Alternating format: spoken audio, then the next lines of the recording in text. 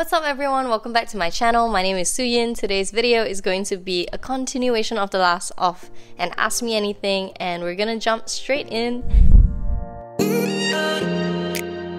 The biggest category is really massive, so let's tackle that one first. It's a very personal sort of category.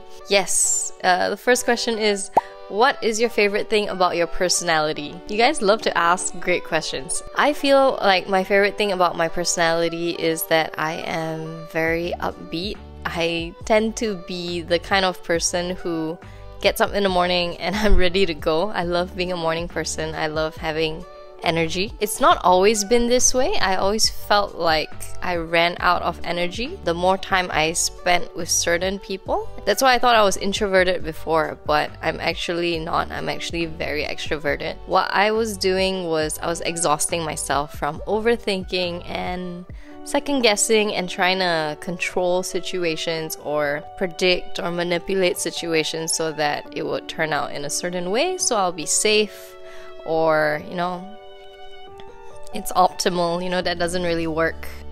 And yeah, after I let that go, I just felt so free, so light, and now I have a lot of energy.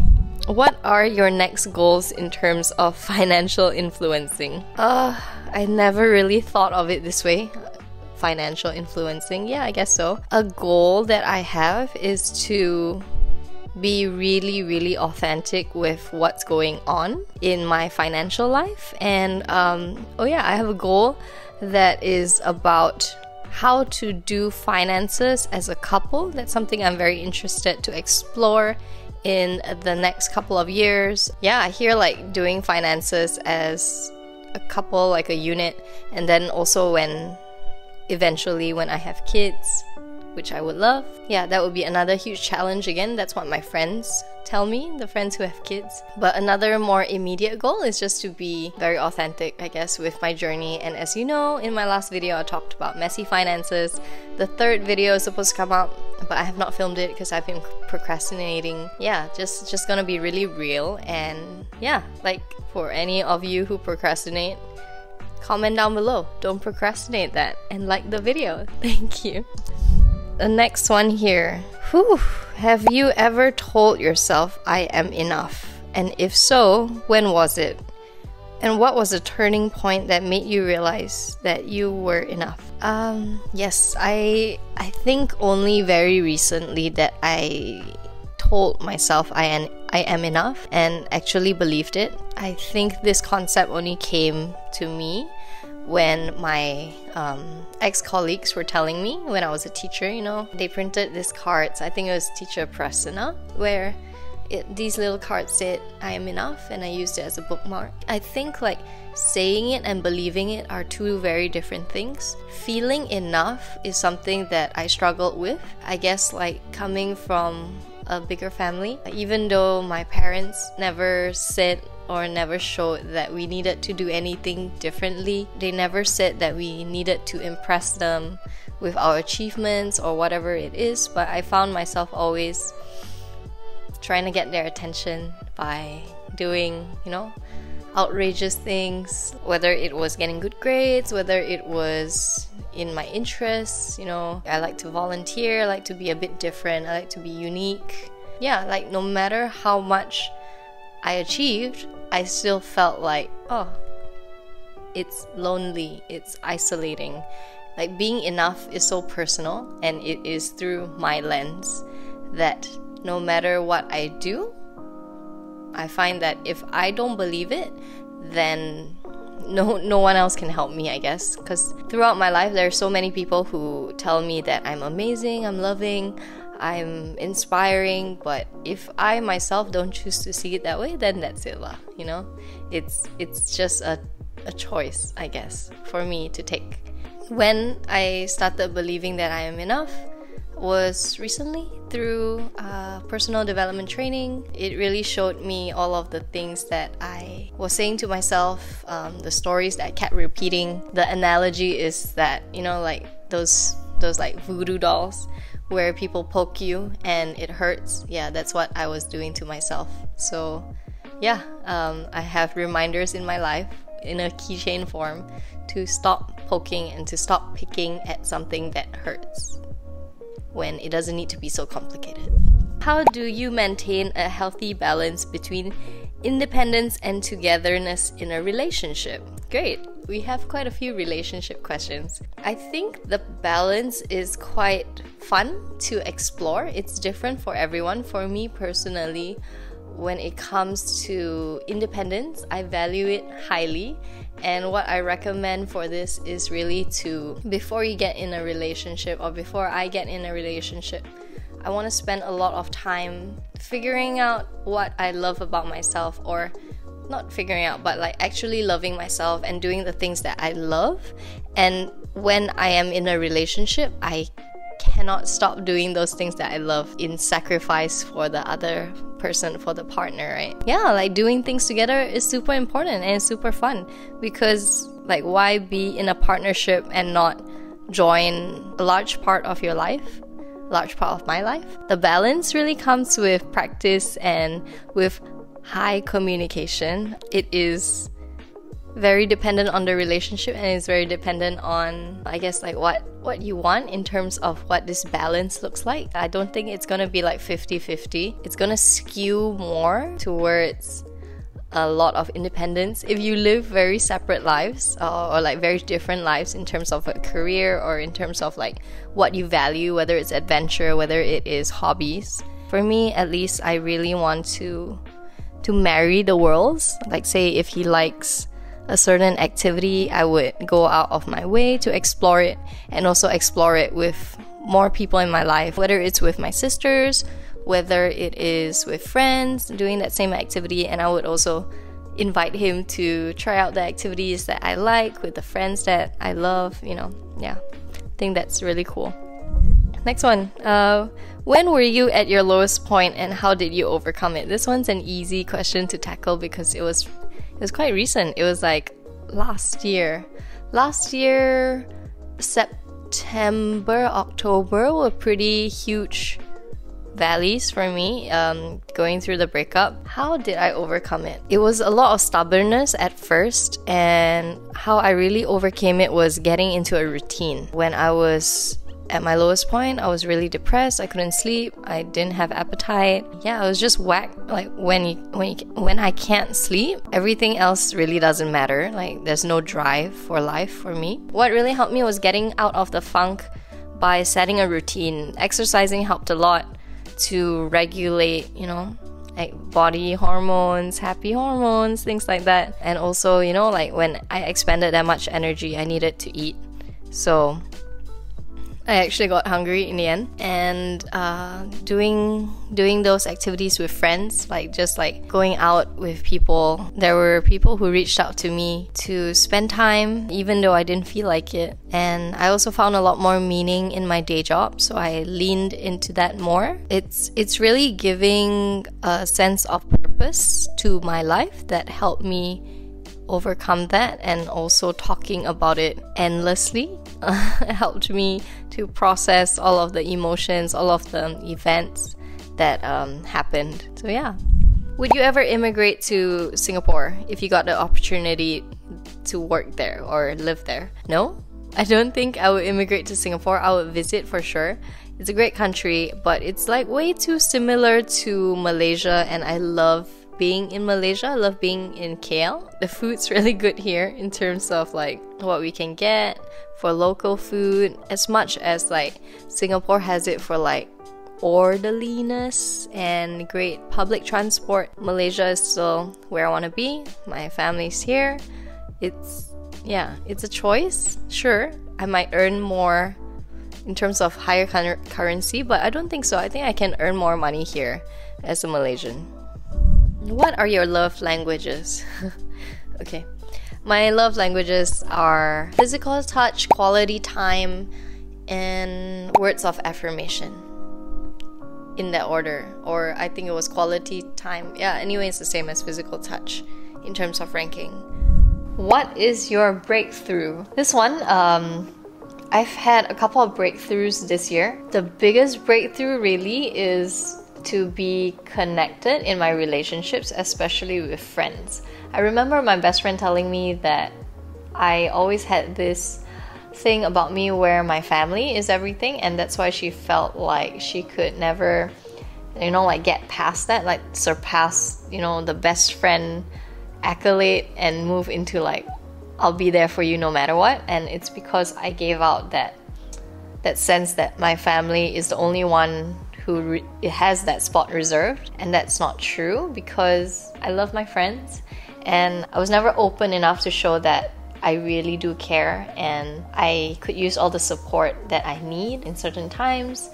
And I never showed, like if I was petty and if I was upset about certain things, I would just let it slide. Yeah, so that was a big breakthrough for me, just to be very, very much myself in my friendships. And what that brought me was a lot more love. I guess like building on that, like the most recent breakthrough is really like working in a team. It's fun to work in a team, in a team, and like the things that we can achieve together is so much more. And like I know this concept where there's this theory of synergy, and like the sum of the parts are greater than the individual parts. In theory I know, but seeing it come together, like in the recent event, me and 36 and more actually other people in my leadership program, we built a day for the Orang Asli kids in Carey Island. It was just phenomenal. It was wow, and it was just amazing, and I wouldn't have been able to pull it off just by myself. It is just not possible, and that's why the power of a team is so incredible. Just incredible. How do I deal with being camera shy?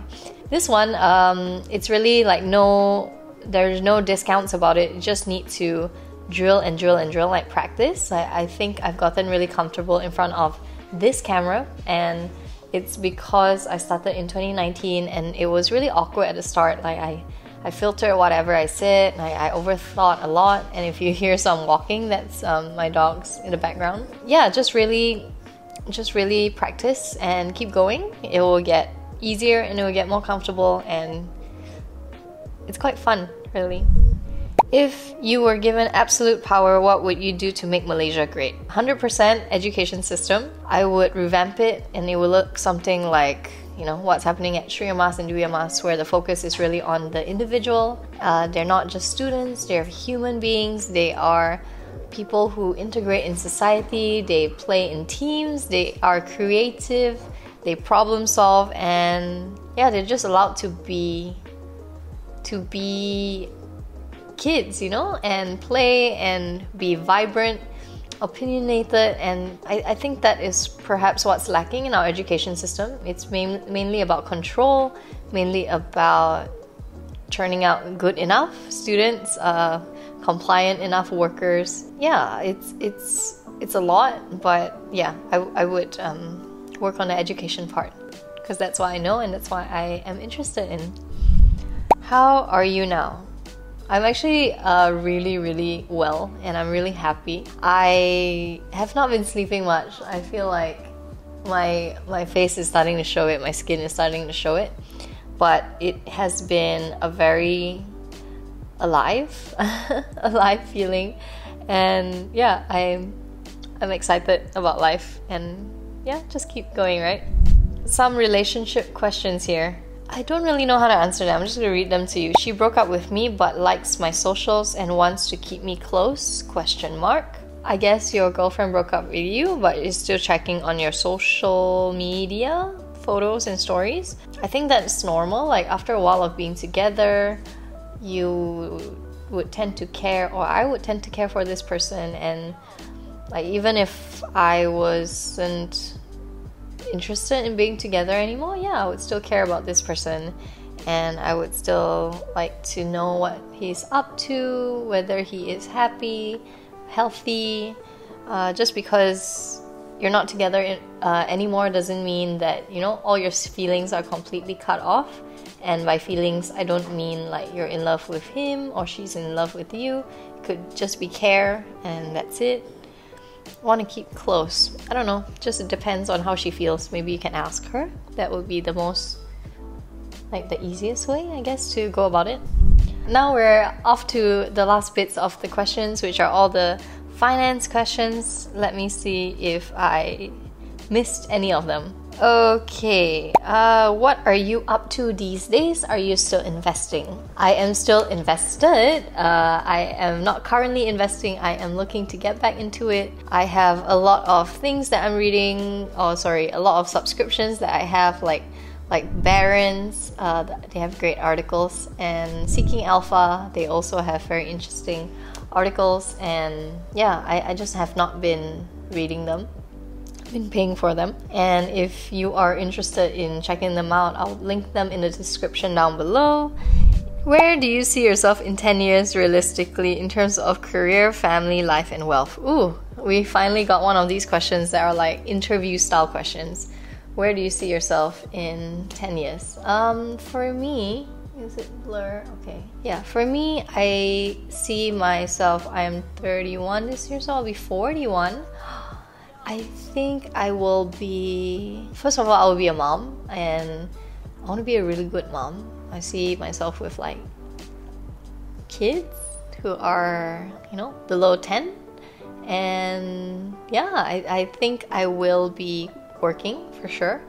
I don't know what this work will look like, but it will definitely be more flexible and very much aligned with the things I'm interested in, like education, like self-improvement, relationships. I don't know whether I'll be like full-time YouTuber or I'll be running workshops, who knows, but I know that I will be very, very family oriented. And in terms of finances, yeah, I feel like 40s is like the peak of where we I think accumulate most of our wealth. So this would be a very exciting time, and also, yeah, a very fun time, because by then it would mark my almost 20 years, no, not yet lah, like maybe 15 to 18 year of investing. So that's pretty cool, because then I get to see like a lot of the results.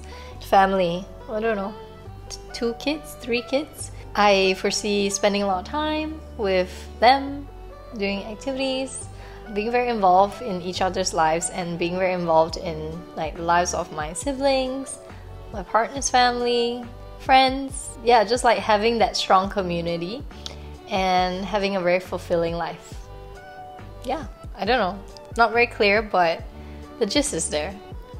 Investment process. What is your investment process in shortlisting stocks? This one, for me personally, I only invest in stocks that I can understand. So that is like a good way to shortlist them. I also only invest in very, very few stocks. I'm talking like this because I have not done this process in a while. When I was doing it, I like to look at, the financial data, and I like to read the annual reports and just anything that I could get my hands on. Normally, it would be like a company that I know from, I guess, like everyday life, perhaps a product that I use, or when it's the Malaysian context, it's using a screener to have a go at like what's out there, and then really doing the digging. I am actually not a very detail-oriented person, so this takes me a lot longer than most people. It is a fun process. Sometimes it is a little bit tedious as well. Yeah, I guess like